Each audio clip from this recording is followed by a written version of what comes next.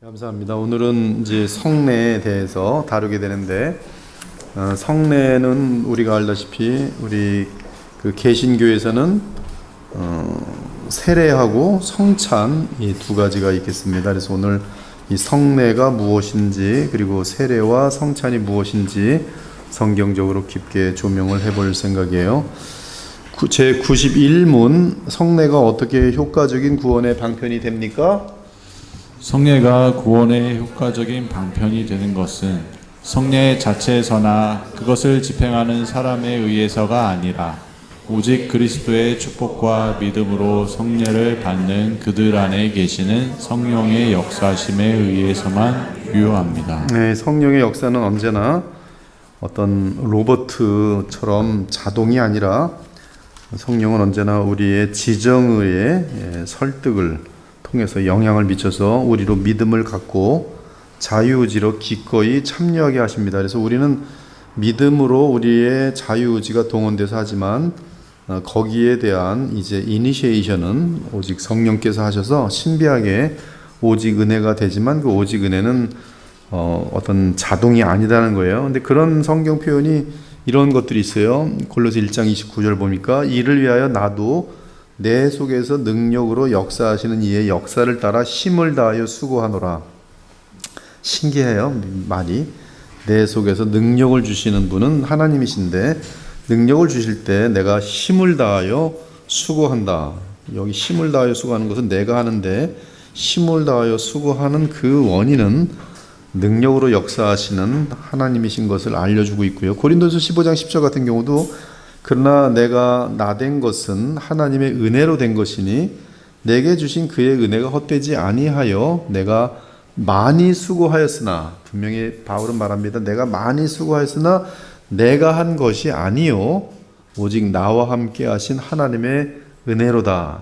즉 하나님의 은혜는 분명히 하나님의 오직 솔라크라티아 오직 은혜인데, 신기하게 거기에는 그 은혜가 나의 지정을 기쁜 마음으로 감동시켜서 적극적으로 억지로가 아니라 이 강권되어서 너무나 하고 싶어서 그렇게 만들어 놓으시는 마음의 변화를 통하여 우리의 그 수고를 받으시고, 또 하나님께서는 그렇게 행하신 다음에 우리가 한 것처럼 우리에게 이 보상을 하시는 것을 알 수가 있어요. 근데 여기도 지금 보면 성례가 구원의 효과적인 방편이 되는 것은 오직 그리스도의 축복과 믿음으로 세례를 받는 그들 안에 계시는 성령의 역사하심에 의해서만 유효합니다. 여기 내용 속에는 우리가 또한 자원하는 마음으로 성령의 역사에 따라 이제 기쁜 마음으로 성례에 믿음으로 참여하는 것이 포함됩니다. 제 92문 성례가 무엇입니까? 성례는 그리스도께서 세우신 거룩한 예식입니다. 이 예식은 사람이 지각할 수 있는 표징들에 의하여 그리스도와 새 언약의 은혜들이 신자들에게 나타나고 인쳐지고 적용됩니다.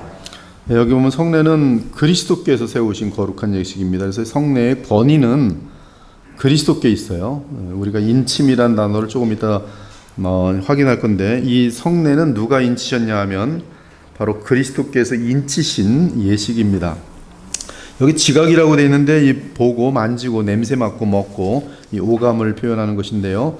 이 성례는 우리의 연약함을 배려하셔서 눈에 보이지 않는 것들을, 하나님의 내적인 은혜를 눈에 보이도록 하면서 눈에 보이는 어떤 것만 있지 않고 눈에 보이는 것을 믿을 때에 이것이 상징이고, 그리고 이것이 예수께서 인치신 실제와 연결되어 있다는 사실을 믿을 때에 이 성례는 우리에게 실질적인 내적인 은혜가 발휘하도록 되어 있어요. 믿을 때에 이 믿는 사람이 그렇게 받고, 이것이 성례가 하나님께서 정하신 그러한 또 합법적인 그 단계에 따라, 합법적인 것은 기름 부음을 받은 주의 종이 교회라는 공동체 속에서 집행할 때에, 예수 그리스도의 권위를 가지고 집행할 때에 그것을 믿음으로 받는 사람은 바로 이것이 지금 그리스도의 권위에 의해서 인쳐진 상징된 바의 실제를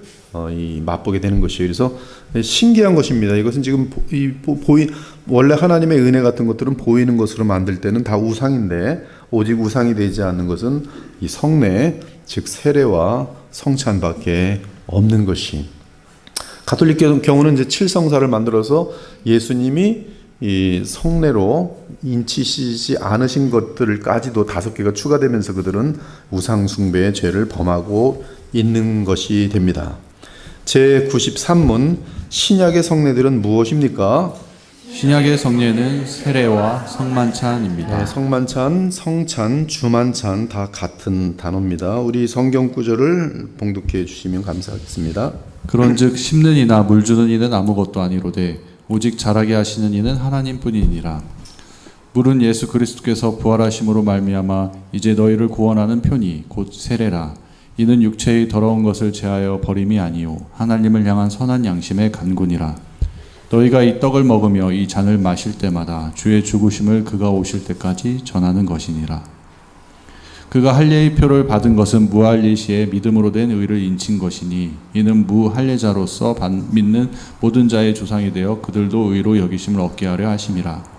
그러므로 너희는 가서 모든 민족을 제자로 삼아 아버지와 아들과 성령의 이름으로 세례를 베풀고 내가 너희에게 전한 것은 주께 받은 것이니 곧 주 예수께서 잡히시던 밤에 떡을 가지사. 예, 로마 가톨릭에는 7 칠성사가 있습니다. 칠성사. 그래서 세례를 받으면 그들은 이 세례를 받을 때 자동으로 거듭난다고 그렇게 알려주고 있어요. 그래서 영아 세례 같은 경우는 이제 영아 세례를 받으면서 거듭난다. 거듭나는 것은 천국에 들어간 거기 때문에 가톨릭에서는 그만큼 이 영아 세례 같은 경우는 엄청나게 중요한 것이죠. 또 견지는 그 아이가 이제 신앙 고백을 배우고 교리를 배우고 자기의 신앙으로 이제 가톨릭 교리를 공부하고 이제 입교되어지는 그 가톨릭의 정상적인 그런 회원이 되는 것이고요. 고해성사는 이제 잘못한 것을 사제 앞에 가서 죄를 고해하고 그 다음에 죄 사함을 받을 수 있는 길이고요. 결혼 성체성사는 이제 그들이 이 계속 이제 더 영적으로 힘을 얻으려면 이 성체를 먹는, 그래서 이 미사나 이런 걸 통해서 계속 이제 이 떡을 받아 먹는 그 성사가 이제 성체 성사고요. 성품은 이제 이 카톨릭 사제들 세울 때 그 이제 공식적으로 다른 주교들과 함께 세우는 그런 서품 또는 성품 성사가 되는 것이고요. 병자는 이제 죽을 때 그들에게 이 죽음을 이기고 또 잘 그 죽음의 단계를 잘 감당할 수 있도록 은혜를 베푸는 그러한 성례, 이렇게 해서 이 모든 것들은 이제 가톨릭의 사제가 집행하는 칠성사가 있습니다. 그러나 종교개혁식의 교회들은 이 5가지는 인간들이 만들어낸 것으로 정하고 오직 예수께서 공식적으로 세우신 성사는, 성례는 세례와 만찬, 성찬밖에 없다는 것으로 그들은 솔라 스크립추라, 오직 성경에 근거하여 그렇게 말하게 됩니다. 그래서 이 교회 내에서의 세례와 성찬은 하나님께서 기름 부어 세우신 그리고 합법적인 어떤 교회에서의 집행이 합법적인 그러한 것이 되겠어요. 왜 그들은 이러한 결론에 이르렀는가?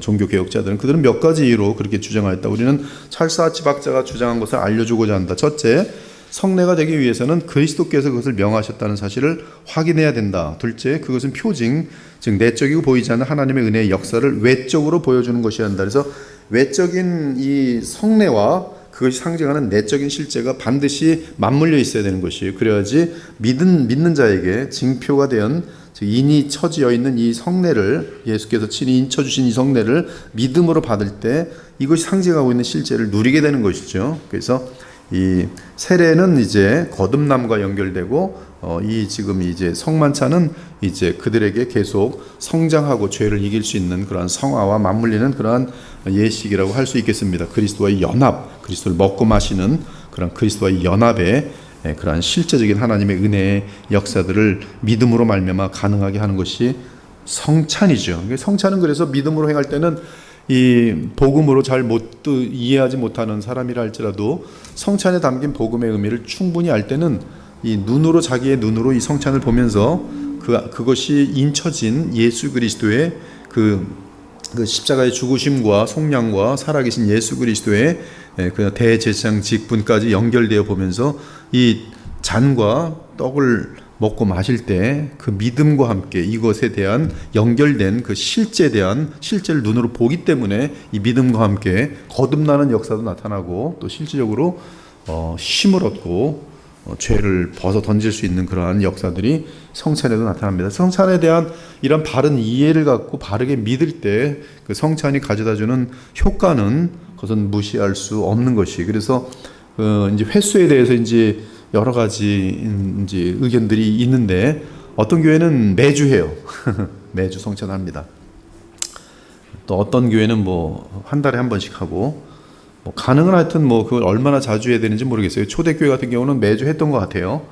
그래서 거기는 이제 성찬이라는 개념보다는 애찬이라는 개념으로 이 사도행전 2장 같은 데를 보면은 이 떡을 떼어 나누어 먹는다는 그 개념이 지금 성찬하고 맞물려 있거든요. 그래서 친교를 하면서도 이제 이 성찬화시켜서 그리스도의 그 어떤 십자가의 속량과 그의 부활하심에 우리에게 주시는 성령의 역사들을 다 연결시켜서 믿었던 그런 내용인 것 같아요. 그러나 이제 그 말씀이 귀로 듣는 복음의 말씀에 대한 효력이 이제 이방인들에게 계속 퍼져 나갔을 때 어떤 효과성에 의해서 성경 전체에 대한 이해들도 해야 되고 그래서 이제 아마 저희 교회는 뭐 1년에 한 3번 뭐 그 정도 지금 하는데 뭐 4번 정도 하는 것도 나쁘지 않을 것 같아요. 그러나 더 많을 때는 글쎄 모르겠습니다. 뭐 저도 특별한 거기에 대해서는 여러분들이 목사님 더 많이 하고 싶어요. 정말 너무너무 성찬하고 싶어요. 그러면 전 느리고 싶고요.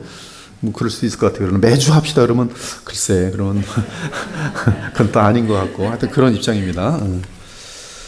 그만큼 중요하다는 거예요.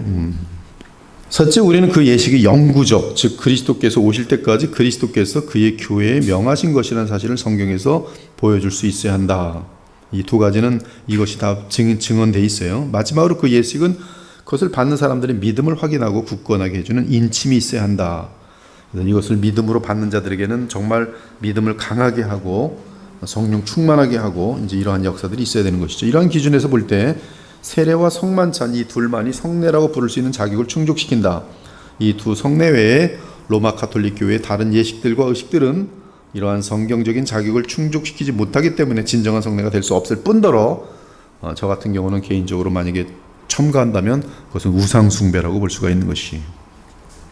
이 성례의 효력, 성례와 관련하여 로마 가톨릭 교회가 저지른 두 번째 주요한 오류는 그것의 효력에 관한 것이다. 로마 가톨릭의 가르침은 성례가 사람의 마음에 하나님의 은혜를 나타내기 위해서는 첫째, 성례가 적절한 방식에 따라 집행되어야 하며 어떻게 보면 굉장히 겹쳐서 옳은 것 같아요. 교회의 규정에 따라 적절한 방식에 따라 집행되어야 하며 둘째는 그것이 사제에 의해 사제가 바른 의도로 집행되어야 한다.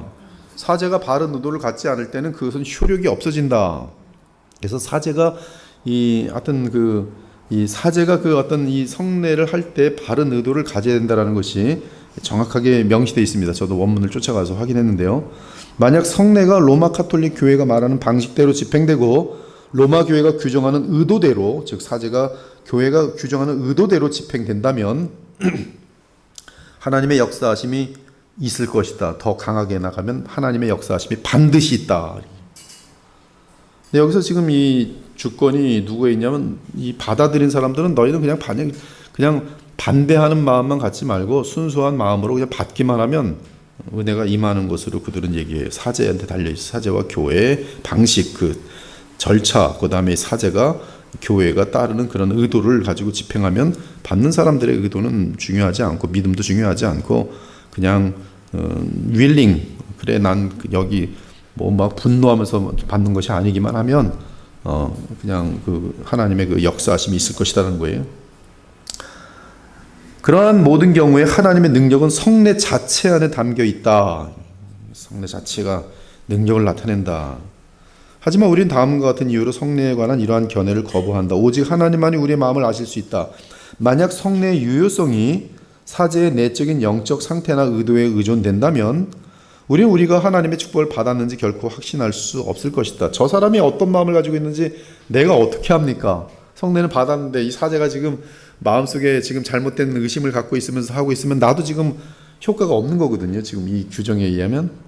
그래서 성경은 예수께서 믿지 않은 자들이 누구며 자기를 팔자가 누구인지 처음부터 아심이라고 말하고 예수께서 친히 세를 베푸신 것이 아니요 제자들이 베푼 것이라 했는데 그 제자들 중 한 사람은 유다였다. 가론 유다. 그럼 가론 유다가 나눠준 그런 모든 어떤 세례나 그런 것들은 그러면 효력이 없었는가?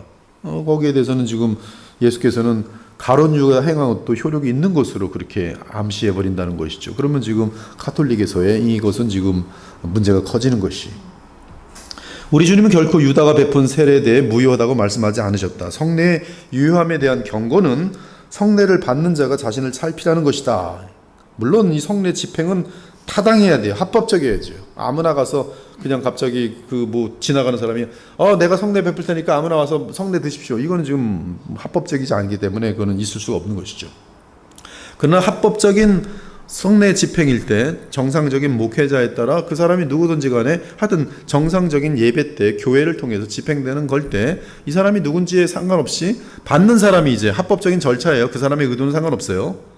그러나 받는 사람이 이것을 가지고 믿음으로 받고 그리스도의 복음과 연결해서 받으면 이 효력은 나타난다는 것입니다. 이것이 지금 이제 개혁주의의 입장이에요.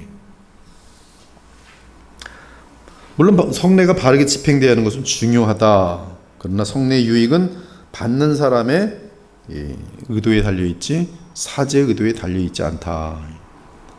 우리는 성례가 바르게 집행되지 않을 때 하나님께서 그 성례를 축복해 주실 것을 거의 기대할 수 없다. 그러므로 지금 이 두 가지가 엔드로 묶입니다.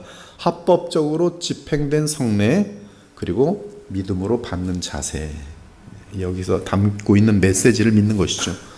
눈에 보이는 가시적인 지금 세례와 또 성찬이지만 이 눈에 보이는 것이 함축하고 있는 실제에 대한 믿음을 인쳤기 때문에 예수께서 그대로 믿고 이것을 받을 때, 그래서 성찬 같은 경우는 지금 그리스도께서, 하나님 보좌 우편에 계신 그리스도께서 예배 가운데 성령으로 충만히 거하신다라고 우리는 성찬 때 믿는 것이, 그래서 영적 임재설이 이것이 리폼드의 믿음입니다.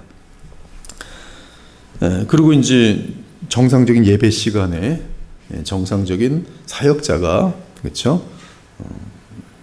정상적인 그런 설명을 하고 정상적으로 거룩하게 할 때 받아들이는 분들이 이제 진심으로 예수님의 십자가의 그 속량과 그 다음에 성령으로 인한 우리를 강건케 하심에 대해서 믿고 이것을 받으면은 그 효력은 확실한 것이죠. 자, 이 성례는 그 표징과 인침이다. 충분히 여러분들에게 지금 설명이 됐어요. 표징과 인침. 표징이라는 것은 이것은 눈에 보이는 것인데 실제 보이지 않는 어떤 실제랑 맞물려 있다는 것이, 그것이 표징이라는 뜻이에요. 또 인침이라는 것은 예수께서 이 성례를 인치셨다는 거예요. 이건 보증된 거예요. 그러니까 이거는 지금 예수께서 인친 두 가지의 성례니까 인친 것이기 때문에 이것을 믿고 받아들이면 인쳐진 그러한 실제적인 은혜가 우리에게 발효된다는 것이에요. 그것이 표징과 인침입니다. 그러므로 성례는 이러한 표징과 인침에 의해서 받아들인 사람이 이 내용을 알고 어린아이같이 믿고 받아들이면 그 성례는 우리에게 성령의 역사로서 은혜를 베풀어 주는 효과가 나타나는 것이니 상당히 소중한 것이죠. 복음도 믿음으로 받으면 보통 큰 은혜가 아니죠. 그렇죠? 복음, 선포되는 복음. 근데 이 성례는 비저블 가스펠이에요. 즉 눈에 보이는 복음이, 여기는 오더블, 즉 귀에 들리는 복음이고, 성찬은 또 세례는 눈에 보이는, 자신들의 눈으로 보고 확인하는 그 비저블 가스펠이에요. 그렇게 여러분이 알고 계시면 되겠어요. 자, 1번을 보면은 이것이 지금 표징이에요. 앞에 시그널이 있어요. 여기로 쭉 이걸 자전거를 타고 왔는데 이 다리를 건너면 사거리가 있습니다. 그렇게 돼 있죠. 옆에는 이제 졸업장이에요. 이 철수는 이 학교를 공부를 다 마치고 졸업하였음을 인치입니다. 그리고 꽝 쳐주는 거예요. 그런 것처럼 지금 성례는 실제에 대해서, 즉 세례는 거듭남, 또 죄사함, 이런 모든 것들이 이제 맞물려 있고요. 또 연합, 그 다음에 이제 성찬은 그리스도의 살과 피를 먹으면서 은혜를 받음, 그렇죠? 에너지를 얻음, 성령을 충만하게 얻음, 이렇게 다 연결되어 있죠. 그래서 이것은 하여튼 표징, 즉 표징은 사인이에요. 무엇을 가리킨다는 뜻이에요. 그렇게 되어 있어요. 그 두 가지가 요 성례는 표징과 인침에 대한 내용입니다. 뭐 질문 없죠. 칼빈은 이제 요 성례는 표징과 인침의 마지막 부분에 보면은 칼빈은 다른 그 어떤 것도 형상을 만드는 것을 우상 숭배를 하지만 예수께서 허락하신 이 예수님과 관련된 이 지금 성찬 빵과 이 잔인데 여기에 대해서는 하나님의 어떤 지혜와 섭리 가운데 우리에게 허락한 것이기 때문에 우리는 예수 그리스도에 대해서는 이제 이 성찬으로 그를 보는 것은 합법적이라는 것이, 그러나 그 외에 하나님을 보려고 하는 것은, 그리스도를 보려고 하는 것은 불법이 되고 위험한 것이죠. 그래서 예수님에 대한 이 어떤 그 영화 같은 것들도 일부러 우리는 성경에서 또 역사 속에서도 예수님 그림 하나 없어요.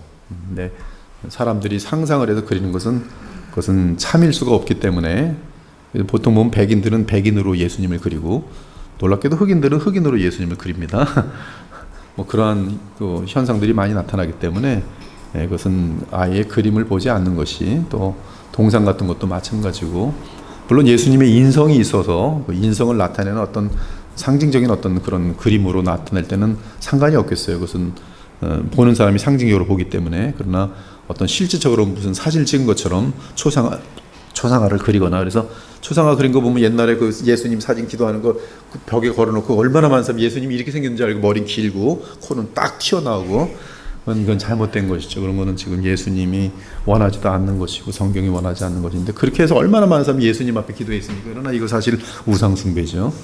예수님을 만날 수 있는 거는 오직 그 지금 이 성찬 세례밖에 없는 것이에요.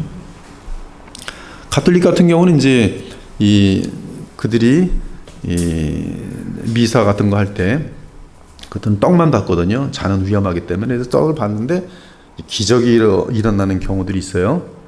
그래서 기적이 일어나면 이제 이 떡을 받았는데 그게 살이 돼요. 혀에 살처럼. 그러면 이제 교황청이 신속하게 보냅니다. 추기경들이 뭐 각 지역에, 나라나 큰 지역에 하나씩 있으니까 추기경이 먼저 달려가서 보고, 비숍들이 달려가서 보고, 그리고 이제 그 사람을 이제 뭐 연구하고 말해서 이거 지금 빵인데 갑자기 사람이 살이 됐다는 거예요. 혀에서. 그걸 이제 굉장히 잘라다가 요게 지금 예수님의 진짜 살인 거예요. 예수님이에요. 그래서 이걸 가지고 보관함에 갖다 놔요. 그럼 요 보관함에 갖다 놓은 요건 뭐예요? 예수님이에요. 그러면 이제 이 거룩한 이 성체이기 때문에 그들은 거기 가서 예수님께 얘기해줘. 예수님 저 왔어요. 그리고 그런 기적들이 이제 중세 시대에 항상 이곳저곳에 많이 발생해서 그런 것들은 이제 지극히 거룩한 거죠. 지극히 거룩한 거죠. 마귀들은 별짓 다 합니다. 그리고 그런 것들도 어디에 속임수가 있는지는 우리가 다 찾아내지 못해요. 그러나 신기한 그 우상숭배를 기가 막히게 만들죠. 두 가지 본질이 있는데 마지막으로 한 가지 다뤄볼 필요가 있다. 성례는 외적인 도구만이 아니다. 성례가 거룩한 예식이 되기 위해서는 외적 도구와 이 내적 은혜 사이에 굉장한 밀착된 긴밀한 관계가 있어야겠죠. 그림 1이 알려주는 것처럼 표징은 그것이 언덕 너머에 있는 것과 관련하여 존재할 때 의미를 갖는다.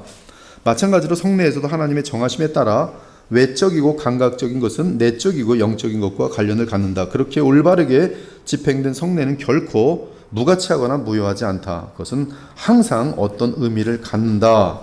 그 의미는 결론적으로는 예수 그리스도와 연결돼야 돼요. 예수 그리스도의 속량과 십자가의 그 부활과 반드시 연결돼야 됩니다. 그리스도와 연결되지 않으면, 그리고 그리스도께서 자신의 몸된 교회, 즉 교회와 연결되게 돼 있어요. 그래서 이 성례는 그리스도의 몸, 또 그리스도 그분과 연합되는 것, 그분 안으로 들어가는 것, 세례 같은 것은 그런 개념이죠. 이 세례는 사실 성령 세례에 대한, 이 성령 세례가 실제고, 세례는 이제 상징이죠. 물 세례. 그래서 이 세례도 이것에 대한 실제에 대한 이 표징인 것이죠.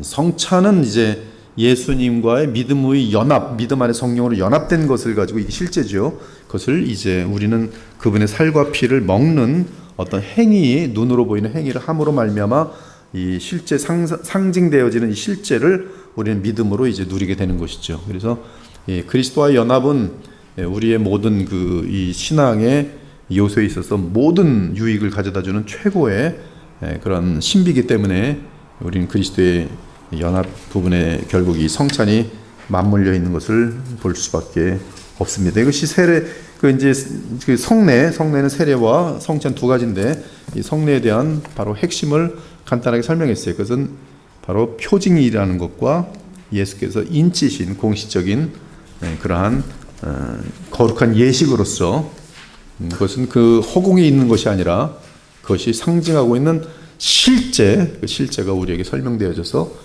그 실제를 우리는 누릴 수 있어야 된다. 그러면 성례, 세례는 무엇을 실제를 바라보게 하고 성찬은 무엇을, 어떤 실제를 바라보게 하는지, 그 믿음을 갖게 하는지, 거기에 대한 내용을 이제 세례와 성찬으로 나누어서 이제 설명을 해야겠습니다.